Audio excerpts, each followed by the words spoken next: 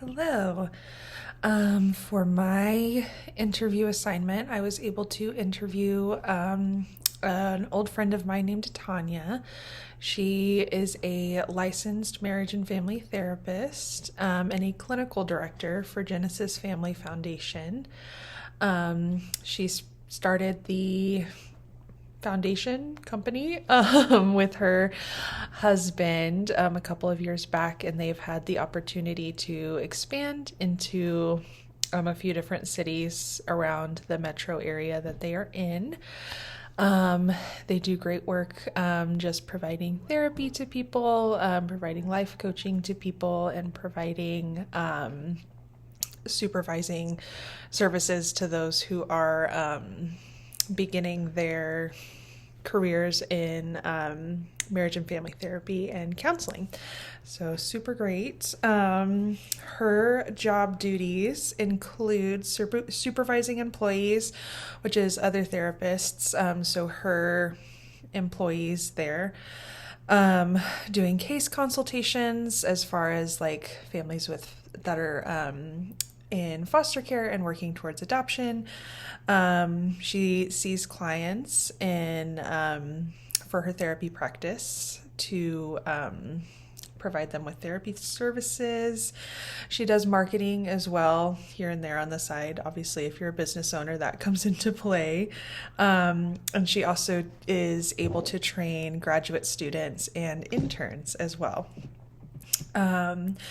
For her, their goal when they started their foundation, Genesis Family Foundation, it was a focus on family and healing and returning family back to the biblical basis, the biblical model of family and healing. So that looks like fostering an environment with healthy marriages, fostering an environment to raise emotionally healthy children, and allowing a space for healing in areas that didn't exist for those specific families. So with that, she loves working with an organization that can be used to help others heal.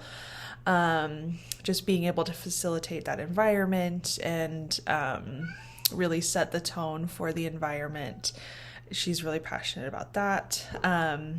She works at, obviously, and co-owns a biblically based organization. And so that is another interesting aspect of her job, is that she really gets to integrate her faith with her practice and integrate truth with her practice. She doesn't have to mince words or beat around the bush or really have to explore what a client's belief system might be, because it's all right there when they are seeking therapy services, that this is a biblically based organization, that they have biblical foundations, that all of the therapy practices will be carried out through a biblical basis. So she doesn't have to mince words. She doesn't have to beat around the bush. She really is just able to work in an environment that is very welcoming and supportive of her faith. So that's great. One thing for her that she finds hard about the job, about working in the field, is when you want a client's healing more than they do, when you see their potential, when you see everything that they could be, when you want them to get there and they just are not. They're either not willing to put the work in, they're afraid of the work because it's hard, or just a lack of wanting to do that. So she said for her, that's the hardest part of the job. It's not, the hours, it's not the licensing requirements, it's not anything like that. It's just when you want healing for someone that doesn't want it for themselves. She also said that it's very challenging for her to see children that are caught kind of in the middle of a difficult family situation. because you see that a lot, and it's not always the child's fault that they end up in a family that for whatever reason is not emotionally healthy, or just in situations that they shouldn't have to be in as children, that they should be protected from. So seeing children caught in the middle of those poor decisions is very hard for her. It's a very hard aspect of the job. She said that as far as ways she would like to grow in the field, she would like to become an LMFTS.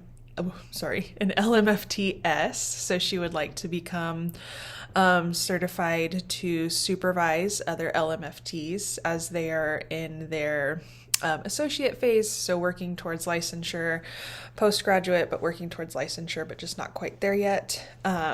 So she would like to achieve that and be able to supervise in an official capacity, as well as just growing her practice base and learning different modalities to use throughout her therapy process with her clients. What she recommends for those going into the field, I've had the pleasure of getting to talk with her about this over the past couple of years in different depths. But what she's always recommended to me is to go in with an open mind on some things as far as the field goes, like areas that you might want to specialize in or populations that you might want to work with, just to keep an open mind and be flexible, especially going through internship and things like that. Just really exploring those different things, because the ones that you end up being the most passionate about might not have been the ones that you initially thought you would be most passionate about. So just being open-minded in that aspect. But then on the other side of the coin, knowing and being very firm in your convictions and personal values, and to never put yourself into a position that might compromise those values. So even if the internship site looks great, if they're not biblically based and you know that they're very welcoming of a population that you're not comfortable working with because of a conviction, not going in that direction, or just different ways that you might have to compromise a moral conviction that you have in order to serve a population well.